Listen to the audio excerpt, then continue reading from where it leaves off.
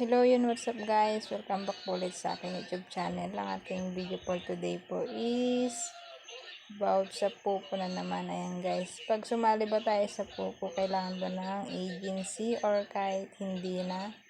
Bali dito guys, makakapag-withdraw ka kahit wala ang agency. Ang pinagkaiba lang po kasi nila, kapag may agency ka, pwede kang mag-task anytime may pupuntahan ka sa tasking mo. Kunwari, magka-count sheet ka, ayun, meron kang pupuntahan agad kasi marami kang ka-team.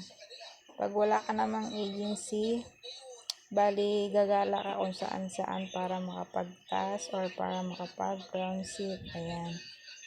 Pero parehas lang naman silang okay lang kung nasa sayo kung ano yung gusto mo. Makakapag-withdraw ka pa rin kahit wala kang agency.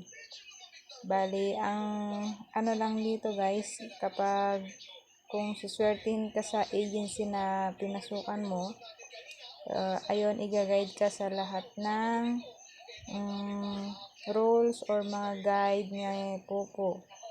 Pero pag wala ka namang agency, ayan, pwede mong gawin kahit anong gusto mo. Tapos, pag may mga violation ka, ayun, di mo alam kung bakit mababawasan yung mga coins mo.